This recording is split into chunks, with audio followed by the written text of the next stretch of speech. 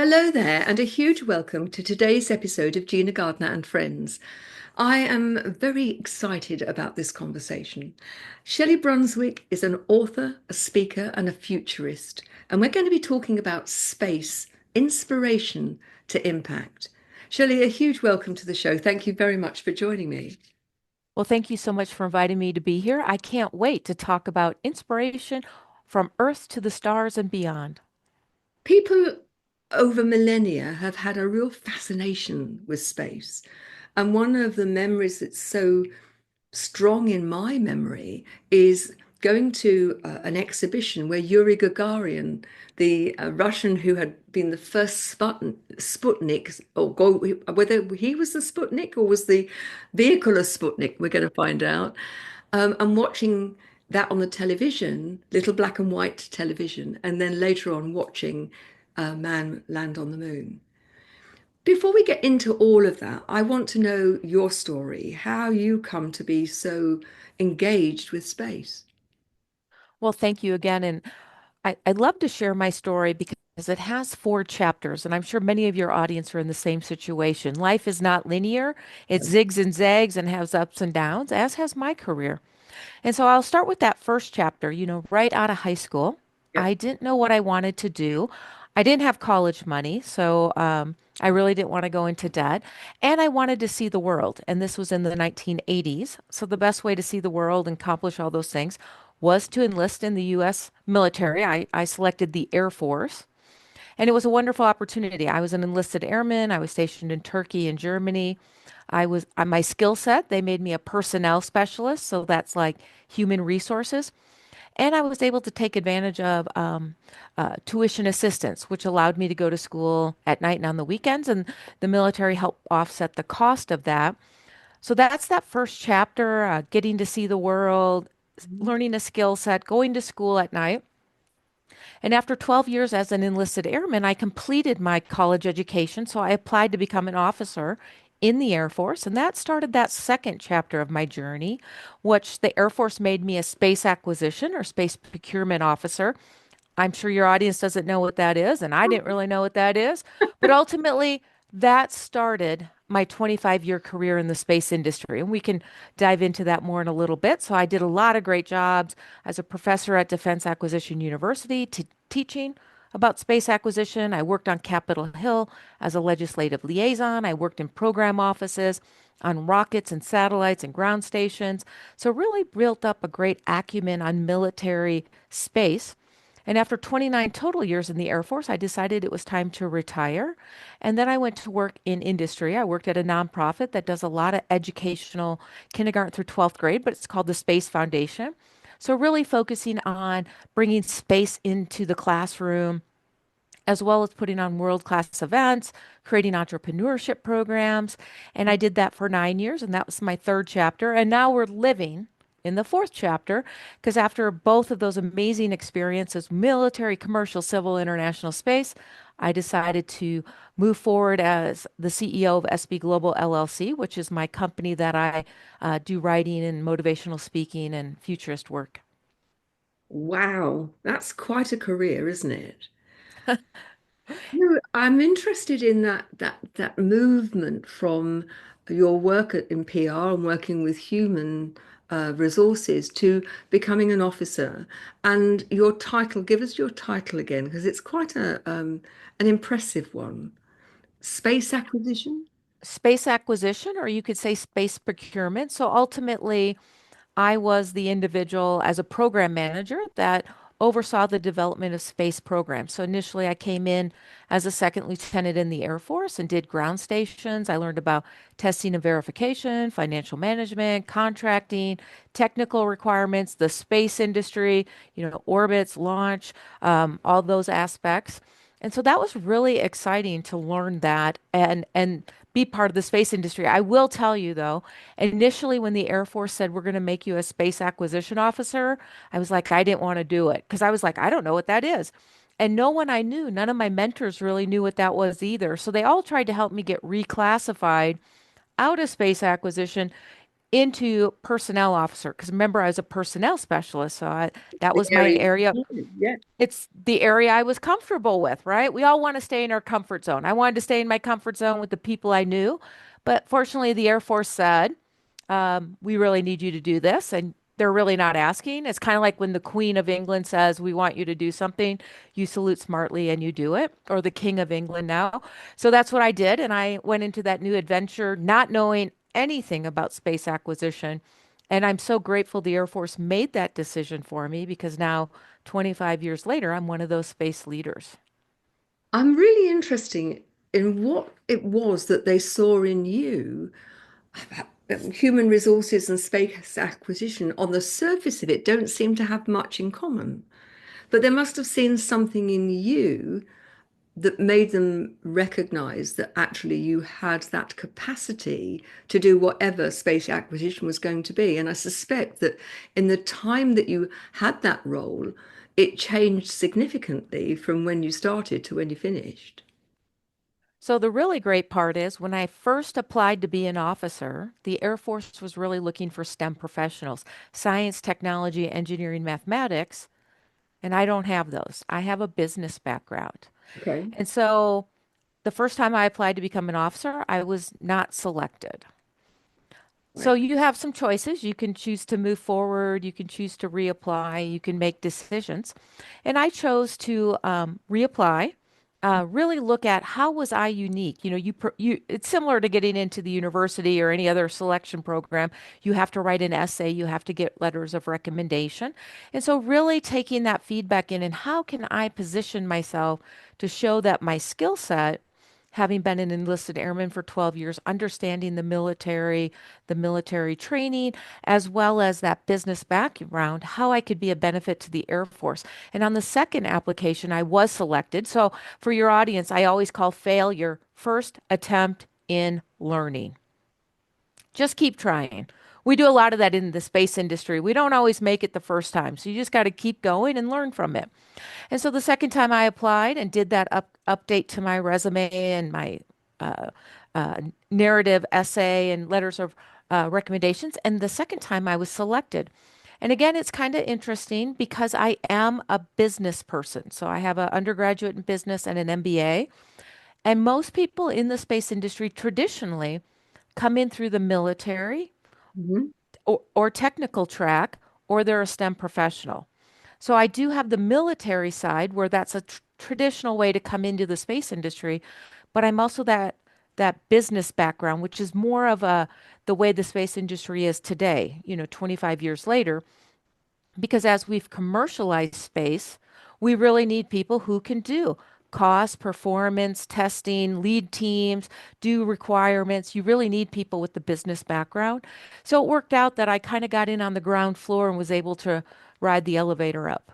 That's quite far-sighted of them, isn't it? Because 25 years ago, it was not, I suspect, business oriented. Were trying to achieve certain things and throwing resources at it to get there, but it wasn't actually on a commercial basis at all, was it?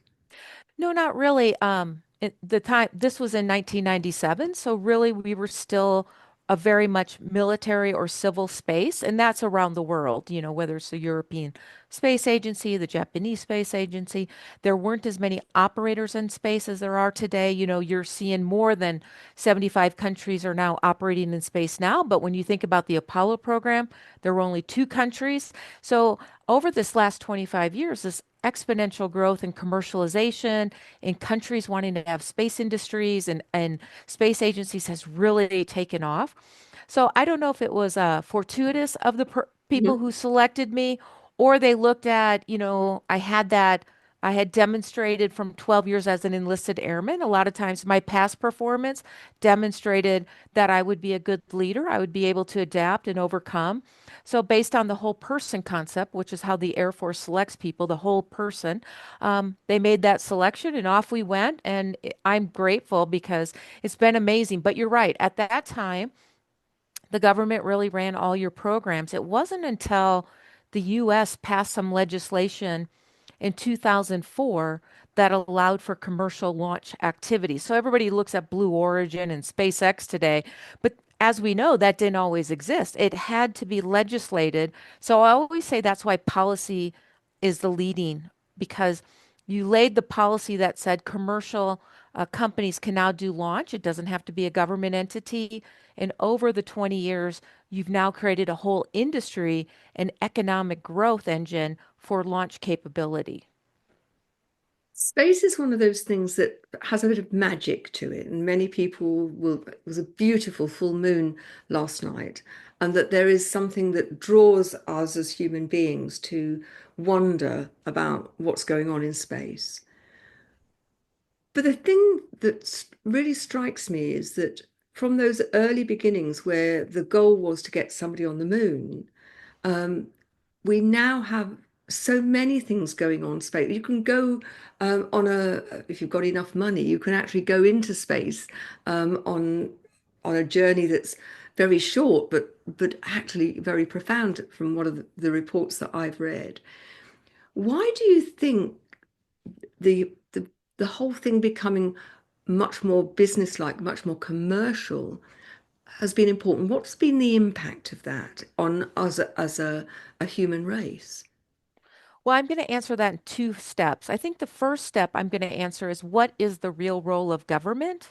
And Mhm. then the second side is the business case. So the role of government, having been in government and having done procurement, the government is to lead where industry is not ready, where there's maybe not a return on investment, or there's a lot of R&D, or the capability is not there.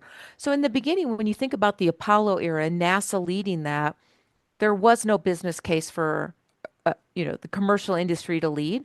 And the business case was we want to beat the Russians to the moon and we're going to put a man on the moon and safely return him to Earth. And then we were kind of done because we won. Now, as we look at it, when Congress in the US passed that legislation to allow for commercial launch vehicles, it was at a time when NASA and the Air Force no longer needed to build rockets. That was a commercial capability. It had been successfully performed, and companies could do it. So they transitioned it off, doing public-private partnerships.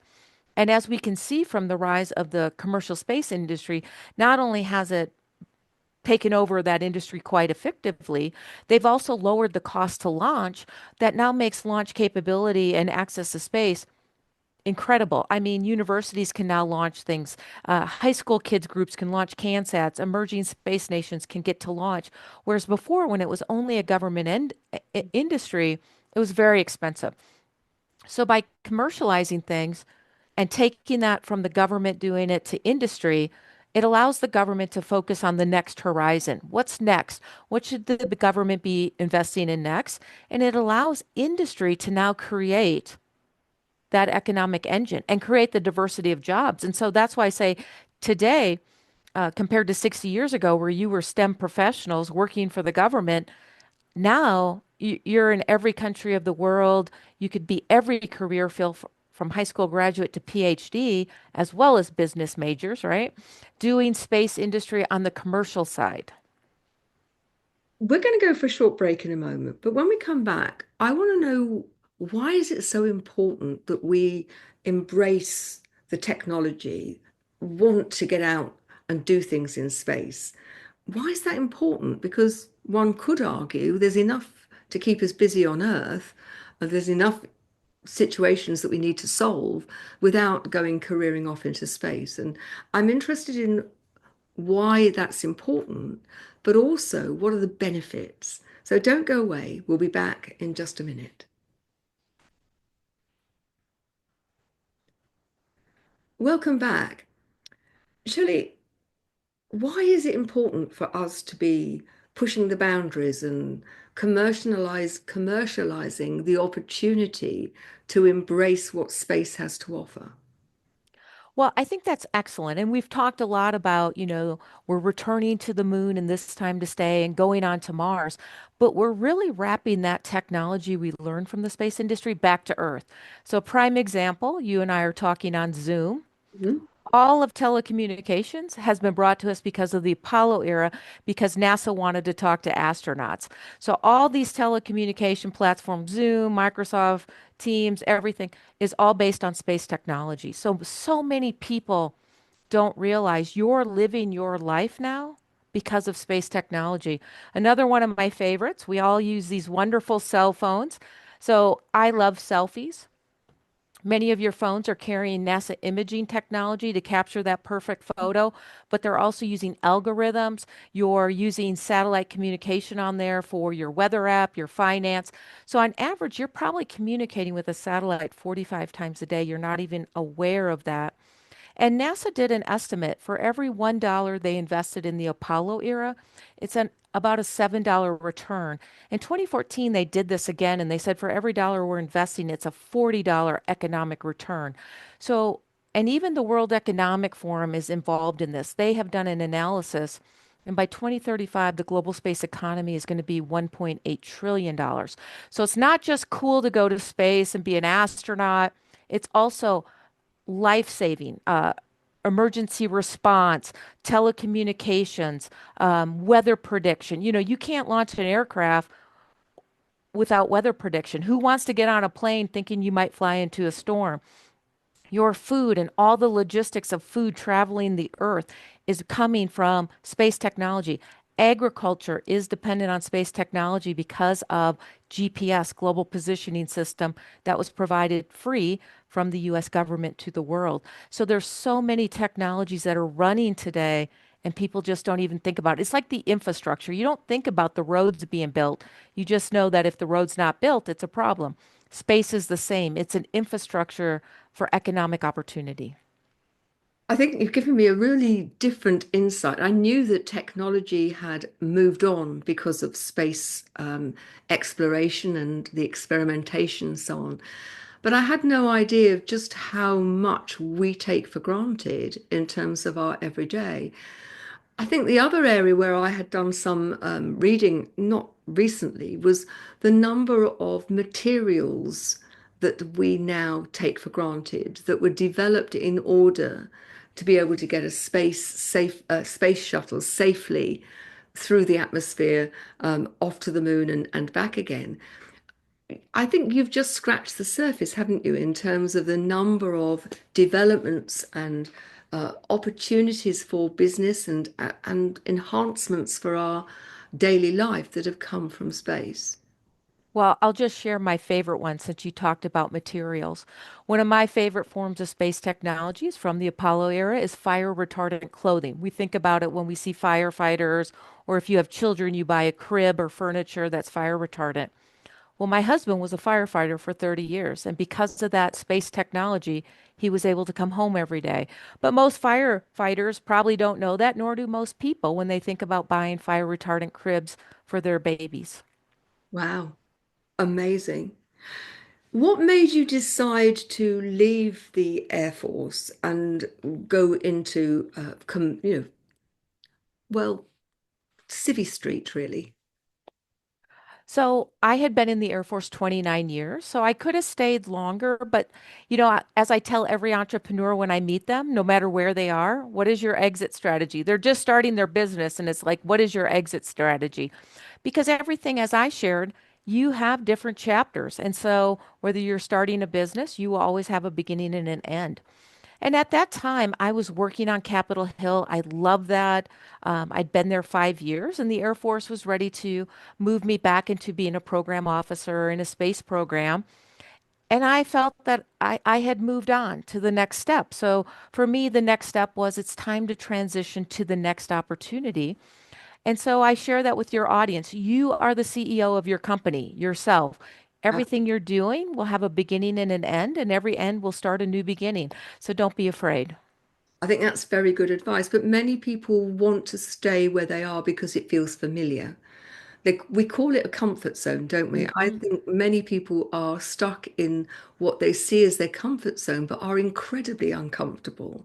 But they stay because it feels safe. It's an illusion, but that doesn't mean that they feel brave enough to step out. Exactly. I think the real magic happens when we step outside that comfort zone. There's so many things that can happen. I mean, I love the next chapter of my journey being the chief operating officer at Space Foundation. And it was an opportunity to continue to learn and grow because I had really maxed out that military space, right? And now I got to learn about civil, commercial, international capacity building. How are we creating the workforce for the future? How do we talk to mid-career individuals to look at transitioning into the space industry or transitioning their career? So it was an opportunity that allowed me to continue to grow. So I have to share with your audience, don't be afraid to try something new. In America, we call it sometimes the side hustle until it becomes the permanent thing. So maybe you have the thing, but then you kind of can maybe start the side hustle and do that. Now, as a chief operating officer for an organization, you can't really start a side hustle as an author and motivational speaker. When you're any kind of in industry where your title starts with chief, you usually are working more than 40 hours a week. It's hard to have a side hustle. So for me, it was also when that time came, 9 amazing years doing incredible things. I knew that that had ended and it was time to move on to what I'd been passionate about, this transfer of knowledge, the sharing of information, so I can create pathways for others to find their way, whether it's in the space industry or other industries. I want to talk about your book after the break because I want to have a good amount of time because there was so much that went into your book. But before the break, what I'd like to explore with you is that we talked before we started recording about the massive range of opportunities that there are for people to work within the space industry in its broadest form. I'd like you to share with the audience the sort of opportunities that there are there and actually how do they access them? Well, I think that's fabulous. And that's going to be in my second book I'm working on right now. How do you do it? It's called An Interstellar Guide to Success. But we need everything in the space industry, high school graduates to PhDs. We need technicians and machinists and electricians. We need business development. We need sales and marketing. And we still need those STEM professionals. We still need astronauts and rocket scientists. So if you're interested in the space industry, there's an opportunity for you. And more than likely, you're already in the space industry. You just don't know it. So, bearing in mind that your work has been in the USA, is it the same wherever you go in the world, or is it something that there are certain countries that have greater opportunities than others? It varies. And so I do travel the world, and my book is designed to help anybody anywhere. You know, we're seeing a great surgence of space innovation in Africa. They just did their inauguration of the African Space Agency because the African continent understands the need for space. But what I say for each country leader when I meet them is, what are the needs of your citizens? Because it starts there. Not every country has to be like Russia and China and the US.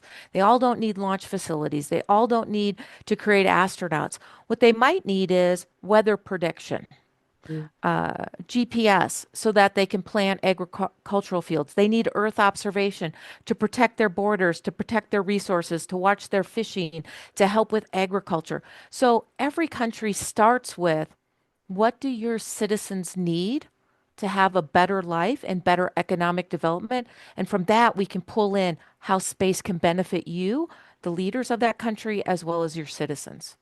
And if you are interested in finding a job within the space industry, are there some common ways of doing that no matter where you are? Or is it always very specific to each country? So I won't get into all the specifics because obviously different countries have different resources rules. That I'll put that personnel hat back on. There's different HR in different countries, but in essence, you can look at electricians, sales, marketing, capacity building for teachers and professors and education, entrepreneurial facilitation. So there's a lot of opportunities. We haven't even talked about all the emerging technologies that, AI, artificial intelligence, quantum, biotechnology, All of those emerging technologies also have a space component. So again, depending what your country is, what its focus is, what the national strategy is, you can tie space into that to help be an enabler, whether it's on the downstream, and I call the downstream how space helps Earth, or the upstream is when you want to send rockets up or land on the moon. It's an interesting thing, isn't it, that for most people, when they start thinking about work, probably space is, unless somebody has continued to want to be an astronaut, something that they wanted to be when they first made a rocket out of toilet rolls and all sorts of rubbish. Um, Most people, space would not be at the top of their list. And I think it's Yes, interesting you're opening that thinking to give people the sense that think wider, think bigger, think as if you were going to space. It's endless. The possibilities are just unlimited, aren't they? they really are. And some countries are more challenging than others. I've talked to individuals in Africa where maybe their country doesn't have a space agency, so they have to move to another country that does. And most people usually want to end up in Europe or the US. But there's lots of opportunities to use space technology to benefit your business. For instance, I know an amazing woman, Dr. Nicole Wagner. She's creating a 3D protein lens to replace lenses in your eye because of macular degeneration. So, for those of your audience who may not know, many people as we age, we can go blind from macular degeneration. And right now, there's no cure. But Mhm. what Dr. Wagner's doing is she's 3D printing this protein lens replacement on the International Space Station, because to try to print organic material on Earth doesn't work out so good because of this thing called gravity. But when you can do it in microgravity environment on the International Space Station, the protein layers lay better. And it's really a business decision, not a space decision. And so you're seeing how space is enabling all these industries. And so I just wanted to use Dr. Nicole as an example of someone who is a medical doctor who did not think about the space industry, but realized to solve the disease she wanted to solve, she needed space to enable it. So I'm assuming that she didn't go up into space, but that's happening. The astronauts up there have got the machinery, the technology, and the know-how. I wonder, life, I think back to my life, and I'm getting on now, but how things have changed in my lifetime and how quickly things are changing. And you mentioned AI as one example. Mhm. AI, where did that come into the space program? Is it a result of the space program, or is it something that the has been developed and the space program has used? Well, what I'm going to say is the space industry has been using some AI for quite a while. You can think about um, when we put rovers on the Mars. Many of those rovers are using AI for autonomous navigation. We also have the James Webb Space Telescope that's in space that's sending back all those incredible images everybody looks at and goes, "Oh, isn't that beautiful?" Well, the James Webb Space Telescope is just bombarding us with tons of amazing information to help us unlock the origins of the universe. And human beings couldn't process that. So AI is helping to process that data. You can also look at how satellites in orbit are using it for navigation and adjustment. So those are how we're using and been using AI in space, but now we're using AI also on Earth for better weather prediction. We can use AI. How many times have you watched a news forecast and they give you like three or four different trajectories, and then here's the most likely? They're more than likely using some AI to help make that prediction.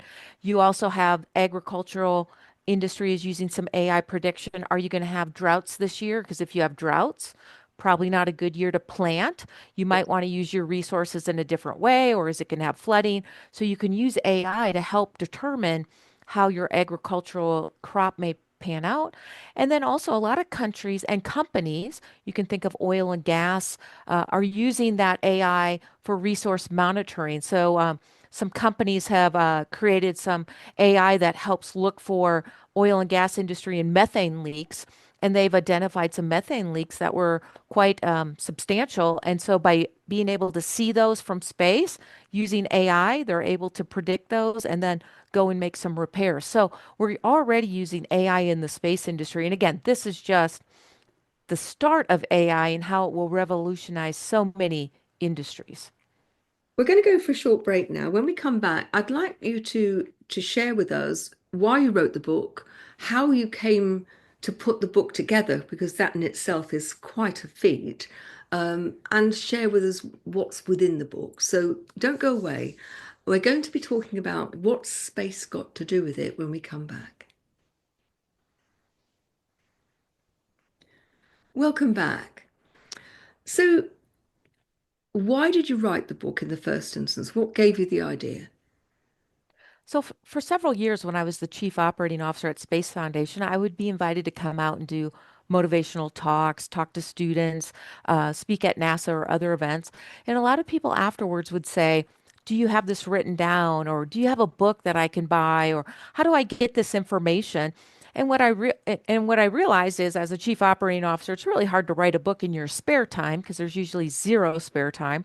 Yes. But what I realized is there really wasn't that roadmap that helped people figure out how do they accomplish what they want? What are those lessons learned?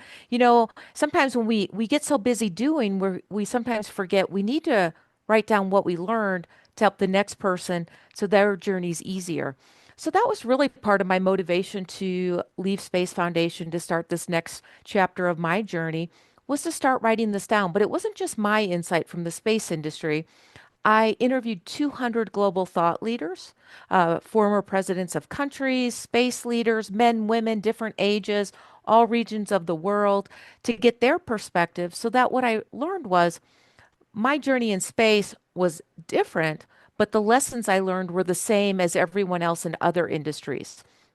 And so I synthesized 30 of those interviews I did, and I put those in the first book. So there's 10 chapters, three interviews each chapter that reinforce that lesson. So the first one is, take advantage of every opportunity. And I kind of shared that with you about when I joined the Air Force, I went to school at night and on the weekends, and I took advantage of tuition assistance because sometimes we don't always take advantage of all the opportunities that are given us. And so that's what I kind of laid out, some lessons I had learned and how I'm paying it forward and helping others. When you spoke to your 200, what made you choose the particular 30 that you chose? That is a really great question, but I really use some systems engineering, I'll call it. I wanted to make sure I showed representation. So there's men and women in the book from all regions of the world, backgrounds, and and career paths. So when I did it, I really looked at depending how people started laying out, I needed to make sure I covered everyone so that it showed universally across the earth, uh, men and women, age groups. And so a lot of it was based on the first few lessons. Obviously, I started with the former president of Ecuador, space leaders. So I just started looking at how it laid out. And then that helped formulate who needed to come in the next chapters because everyone I interviewed was amazing. The other thing I learned from writing one book is it's going to be a series of books. And so eventually I'll use all the interviews I've done, and I'm still interviewing. I'm going to go beyond 200 because it's motivational for me. Plus, I want to share their stories and insights. But what I realized is there's a lot more to share to help people find their pathway. Why the leader of Ecuador? Former president of Ecuador. So she's in the first book, Her Excellency Rosa, because not only was she an educator and saw opportunities because of her leadership, she was asked to run for vice president and then she became president. But even more so, she was deposed by a military coup. She had been the first woman president, the first woman elected as vice president, and then to be deposed by military coup. And then how she repositioned and came back. And now she's a very respected leader in Ecuador as well as around the world, creating capacity opportunities. So I thought her story really kicked off the book by sharing her journey of not only taking advantage of opportunities, because being a politician is not necessarily the goal of educators. It's just how the opportunities came about, but then how You had a setback. Being deposed by a military coup is not something that everybody can talk about. How do you recover from that? How do you respond? And now to be a well-respected leader, not only in your country, but around the world. So I thought her journey really needed to be shared. I'm fascinated by the 10 different lessons that you have taken, the common lessons from all of these people. Can you share those with us? So the different lessons, I start with taking advantage of opportunities. Mhm. And then the next one is try anyways, even when the odds are against you. And that relates to my story of I knew that I didn't have great odds of becoming an officer in the Air Force because they were looking for those STEM professionals. And I was not a STEM professional, but you need to try anyways. And then you need to try again because the first time I got overlooked. So just try anyways, even when the odds are against you, and then keep trying. Remember, first attempt in learning. Then it was also about getting out from behind your desk. Sometimes we just sit at our desk, we work really hard, but life is about a lot more than just that. When you get out from behind your desk, s- new opportunities show up. Another lesson is about building networks and building relationships and going to events, finding mentors. Another one is something I learned in the military, which is bloom where you're planted. Sometimes the first job or the second job may not be your ideal job, but you know what you do? You bloom where you're planted. You make it the best you can be. And then the next job will come along. Nothing's permanent. So all of these chapters kind of relate to that. The last chapter is really exciting because it's about perseverance. How do you overcome perseverance? So I looked at the global thought leaders, and one of them is from Chile, Klaus von Storch. He was both a NASA and a Soviet astronaut candidate, but he never got to fly to space, even though he did all the training. But what was so unique about him, I really thought that was going to be his perseverance story, his passion, training to go to space and then not being able to do it. But his real story was different. His real story was when he was a fighter pilot and he was on a mission with his other pilot. They're usually in twos. Pilot, don't they? Yes. Yes. The other pilot accidentally clipped his aircraft and they both crashed and everyone died except for Klaus. And to come back from that type of loss, um, from that type of catastrophic loss, and then be able to go back and become not only a pilot again, but then also he continued his journey in his passion of space. He eventually did meet Neil Armstrong, who came to Chile one day, and they shared stories about loss because we did lose astronauts during the Apollo program. That's why we ended up with fire retardant clothing. A fire started in the capsule and killed the astronauts. That's why we have fire retardant clothing for firefighters today. So Neil Armstrong was and Klaus were able to relate to the loss from both of their journeys.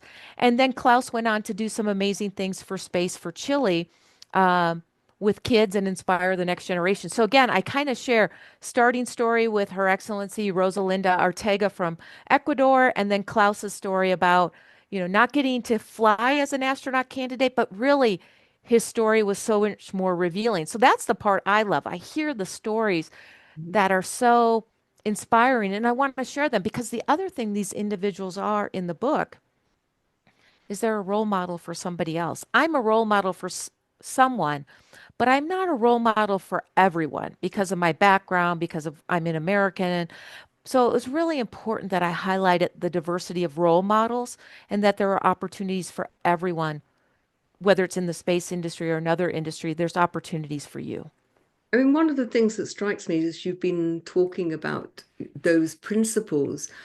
I think that they're principles for life and for leadership, for getting the most out of life. And I talk about those when I'm working with people in terms of developing personal empowerment and, conscious leadership. Hmm. They are, for me, the rules of getting the most out of life, and giving back. And I think it's Hmm. really interesting that they're just as pertinent when you're talking about the space industry as they are talking about general life and how you manage your day-to-day situation. Because we've all got challenges, maybe not as dramatic as the pilot that you've described, but ultimately, we all have our own challenges to work on, and they can feel monumental even if to somebody else they're thinking, oh, well, what have you got to worry about? I dealt with this. For each person, that trauma, that challenge is important.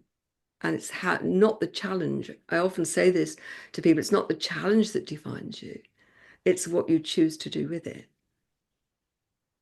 Absolutely. One of the books I'm going to write is called Out of This World Leadership and talking about those traits of a leader because you never want to say to somebody your journey's not challenging. It is. As a leader, we need to be inspirational, authentic, and to have gratitude. And gratitude means we're humble, we have empathy, we listen. And everyone is going through challenges. We may not see what everyone's going to. I love social media. I post on social media, but social media is not my everyday life. My social media is what I choose to show, and that's what other people are choosing to show. Everyone is carrying a burden. We may not know what that burden is, so we need to try to be kind. One of the individuals I interviewed for this first book, Machiko Gozen, a 400 year samurai woman warrior. Her lineage is from 400 years, where her family has always been female samurai warriors. And what I didn't realize that women could be samurai warriors. Yes, I didn't either. I met her at Dubai Expo and got to know her story, and I thought it was just so incredible what she was doing. And it was a lineage of 400 years. Her grandmother selected her to carry it on, and it's the Gozen family. And what she shared with me on leadership was the greatest form of strength any leader can have is to be kind. I couldn't agree more. And we need more of it, don't we?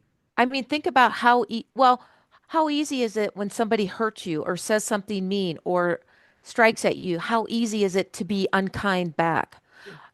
Whereas a samurai, and she says women are many times stronger than men because we are kinder sometimes, and we can step back and think of a way to be kind. So men are kind too. So there's no, gender preference here. But she highlights strength is not necessarily about muscles, but more about compassion and empathy and being kind because that person who snapped at you or maybe was unkind to you or said something mean on social media about you, that's probably more about them. What is their struggle they're going to try to be kind?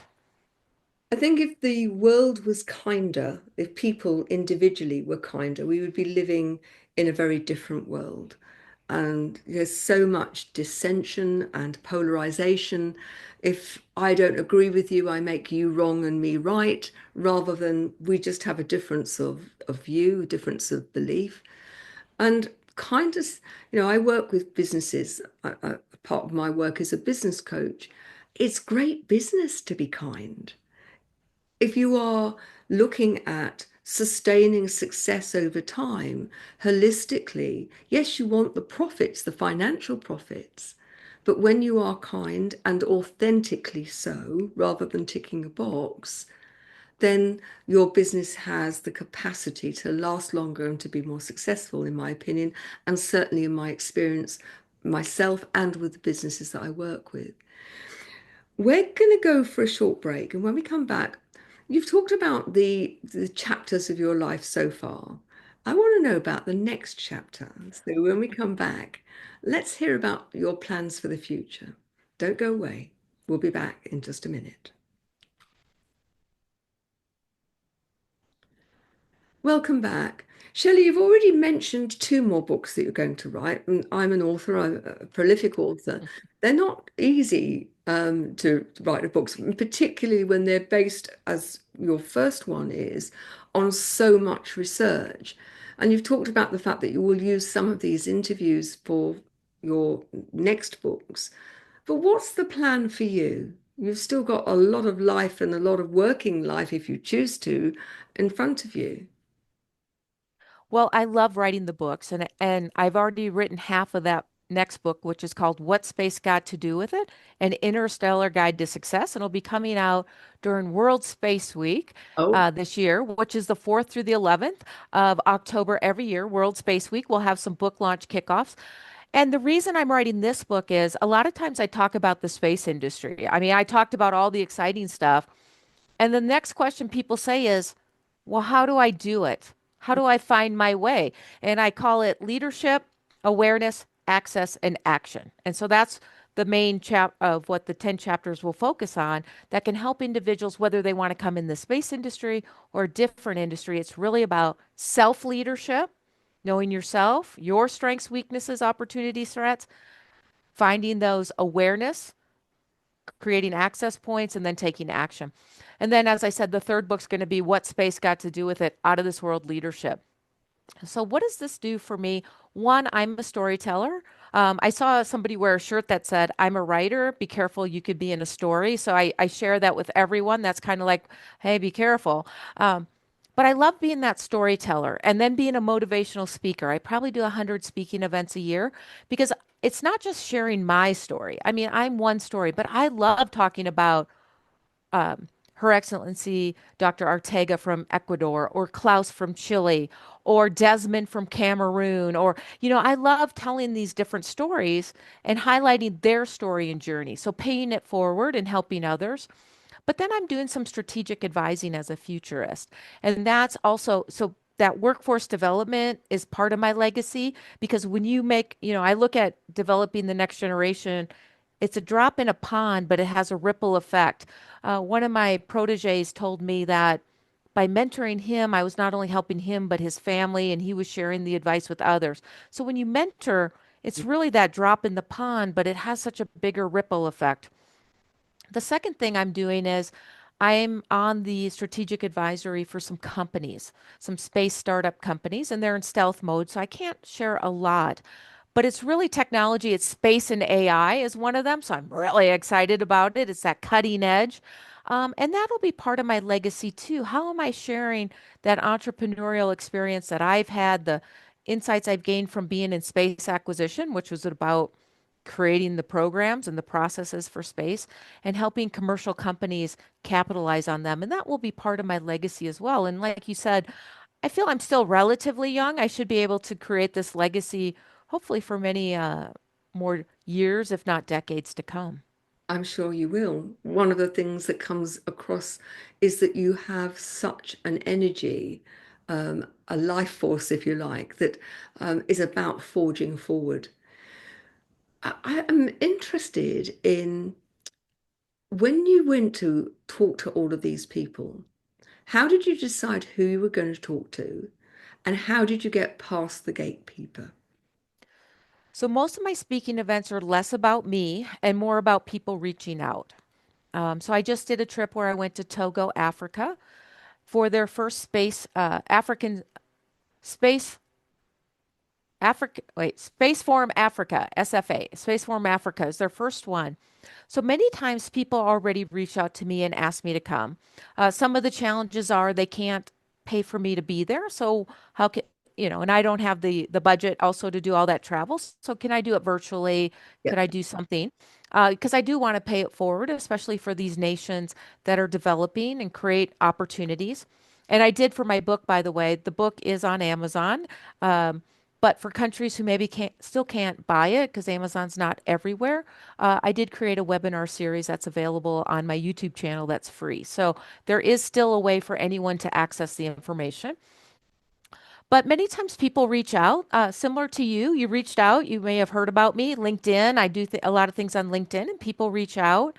And then we figure out, am I a good fit for your program and what can I do to bring value? And I call this when I talk about that interstellar guide to success, leadership and then awareness. This is that awareness piece. The more times I can be out talking, I think you told me you have 3.2 million listeners a month.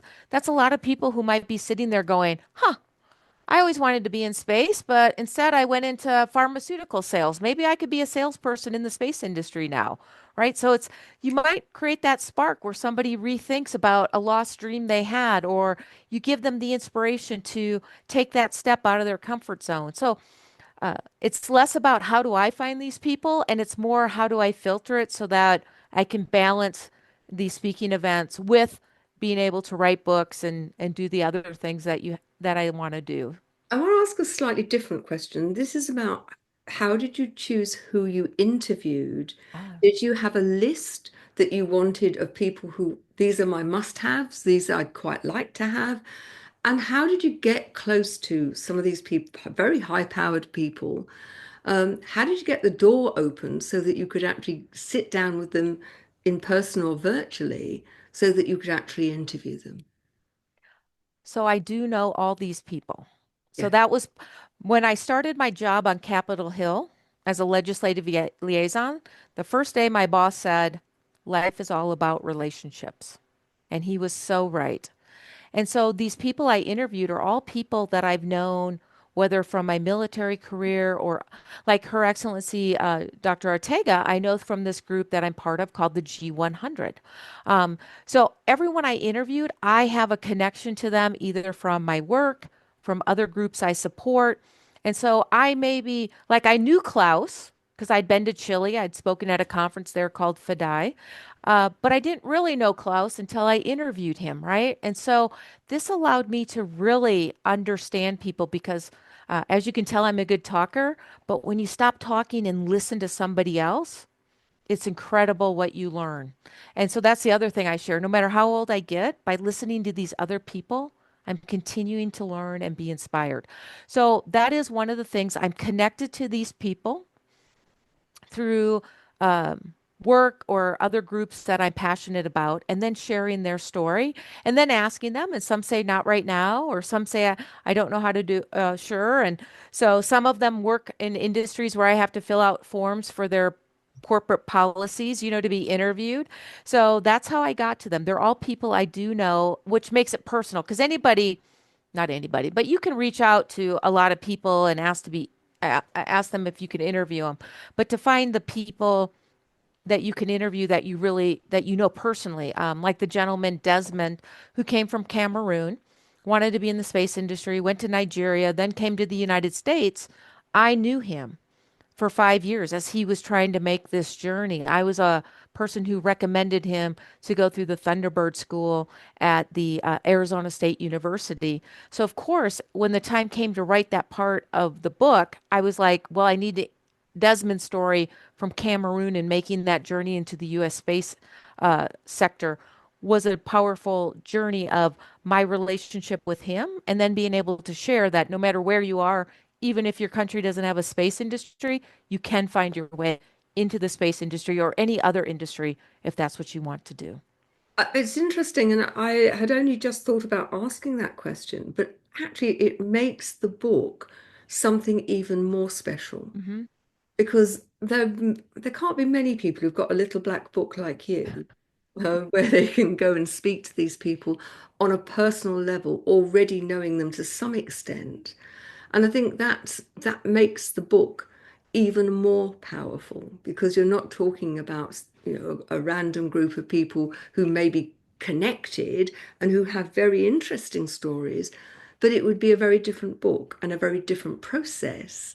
And this makes it, I think, much more cohesive because ultimately you're the common denominator to all of these people. And so, not just the book, that would be a common denominator, but you're the common denominator, which makes it very different. And I'll share one of the most fun parts of the book. I mean, it's all fun, but when I did the book launch webinars that are on YouTube, I knew all these people, but they didn't know each other. So when they got to be on the call together and they got to meet, Sandy Carter, who's an expert in AI, and Her Excellency Dr. Ortega, and, they got to meet each other. It was really exciting to bring them together because several of them were like, we need to collaborate. We need to partner on some projects. So actually, then bringing them together unlocked future opportunities for them to do amazing things in the world. So the books are very personal because it's less about my story, it's about my story giving back. But then having known all these people, it's very personal when I talk about the different stories because I know these people. Brilliant. Now, we're pretty much out of time, but before we go, we are very proud to belong to an organization called B1G1, Buy One, Give One, which uses kindness as part of your branding. Hmm. They have projects all the way around the world, and the projects are very well vetted, and every penny goes to those projects. And I invite my guests to choose one of four themes, which is different projects within those themes each month, but we then donate on your behalf. And those projects are clean water, education, health, and reforestation. So, which would you like us to donate to on your behalf? Oh my goodness.